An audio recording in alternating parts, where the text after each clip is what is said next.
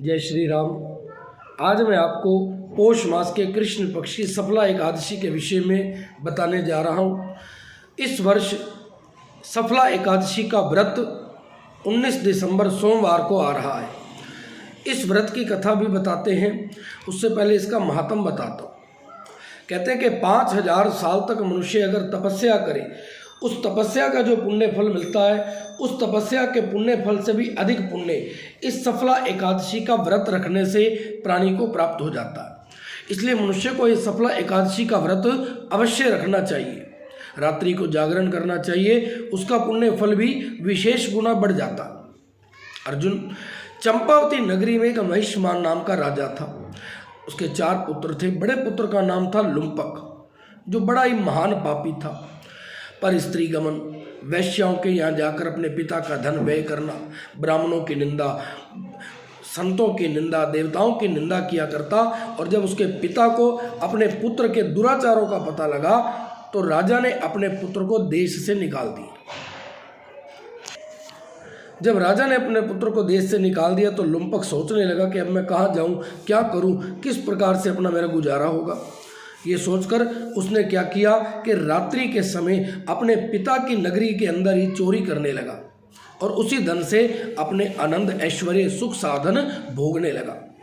और अगर उसके राज्य में कोई चोरी करता, उसको पकड़ भी ले राज कर्मचारी, तो राजा के भय के कारण वो उसको छोड़ दिया करते थे। जिस वन में वो रहता था, भगवान को वो जंगल बड़ा प्यारा था। उस वन में एक बड़ा पुराना पीपल का पेड़ था और उस वन को सब लोग देवताओं की क्रीड़ा स्थली मानते थे। दिन में वो अपने जंगल में चला जाता, रात्रि को अपने पिता के नगर में आकर चोरी करता, पूरा दिन जंगल में बिताता। और वो जंगल भगवान को अत्यंत प्रिय था, क्योंकि वहाँ पर एक बड़ा बहुत प्राचीन पीपल का वृक्ष था। कहते हैं कि उस पीपल के वृक्ष के स्थान को लोग कहा करते थे कि ये देवताओं के क्रीड़ा स्थली है। इस जंगल में पीपल के पेड़ के नीचे वो महापापी लुम्पक रहता। और कुछ दिनों बाद पौष मास के कृष्ण पक्ष की दशमी के दिन वो वस्त्रहीन होने के कारण सर्दी के मारे मूर्छित हो गया। सर्दी के कारण वो रात्रि को ना सो सका और उसके हाथ पैर भी जकड़ गए। उस दिन वो रात्रि बड़ी कठिनता से बीती और सूर्य नारायण के उदय होने पर उसकी मूर्छा ना गई। सफला एकादशी के मध्याह्न तक वो दुराचारी मूर्छित पड़ा रहा और जब सूर्य की गर्मी से उसको कुछ राहत मिली और उसकी मूर्छा दूर हुई तो उसने क्या देखा कि उसको भूख भी लग रही थी। मूर्छा दूर होने पर तो उसने देखा कि इधर उधर तो आज मेरे भोजन की कोई व्यवस्था ही नहीं, क्योंकि पूरी रात मैं चोरी भी नहीं कर सका, सर्दी के मारे मूर्छित रहा। जंगल के अंदर खोज करने लगा भोजन की, पर भोजन नहीं मिला। और उस दिन उसको पेड़ों के नीचे जो फल गिरे हुए थे, उन फलों को उसने उठाया और सोचा कि अब मैं इसी को खाकर अपना भक्षण, अपने पेट की पूर्ति करूं।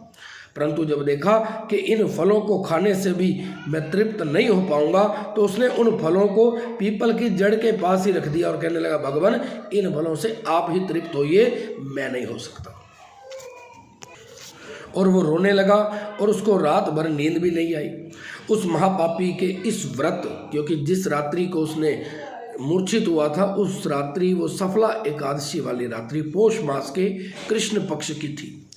इसी कारण अचानक से उसके हाथ से वो पूरी रात बिना कुछ खाए पिए बीत गई और रात को उसको नींद भी नहीं आई, तो उसका वो जागरण माना गया। और जो वो फल इकट्ठे किए थे जंगल से, उन फलों को उसने पीपल के पेड़ के नीचे रखकर भगवान को अर्पण कर दिए। भगवान बड़े प्रसन्न हुए, चाहे अनजाने में से इसके हाथ से व्रत तो हुआ, रात्रि भर जागा, फल भी अर्पण किए, अतः इसके सारे पाप नष्ट हो गए। प्रातःकाल होते ही एक दिव्य रथ अनेक सुंदर वस्तुओं से सजा हुआ आया। इसी समय आकाशवाणी हुई कि राजपुत्र, भगवान नारायण के प्रभाव से तेरे सारे पाप नष्ट हो गए, अब तू अपने पिता के पास जाकर के राज्य कर। लुम्पक ने जब ऐसी आकाशवाणी सुनी बड़ा प्रसन्न हुआ और कहने लगा, भगवान आपकी जय जयकार हो। ऐसा कहकर सुंदर वस्त्रों को धारण कर पिता के पास गया, सारी कथा सुनाई। तो पिता ने भी अपना सारा राज्य का भार लुम्पक को सौंप दिया और स्वयं वन को चले गए। अब लुम्पक भी शास्त्र अनुसार राज्य करने लगा।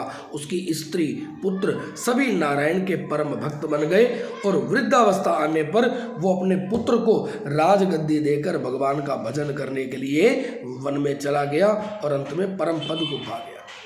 कहते हैं कि अनजाने में जब इस व्रत का उसको इतना पुण्य फल मिला, इतने पाप करता था, चोरी करता था, परंतु अचानक से एकादशी की रात्रि पर वो जागा और जागने के बाद पूरी रात उसको कुछ खाने का भी नहीं मिला, सर्दी के मारे कांपता भी रहा। फल मिले तो वो भी भगवान को उसने अर्पण कर दी कि प्रभु मेरे तो पेट भर नहीं सकता। इस फल के प्रभाव से भी उसको परम पद भी मिल गया, सारे पाप नाश हुए। तो प्रार्थना कि एकादशी का व्रत हर व्यक्ति को जरूर करना चाहिए। एकादशी जैसी तिथि भगवान को इससे श्रेष्ठ कोई तिथि प्रिय नहीं लगती। जय श्री राम, जय श्री कृष्ण।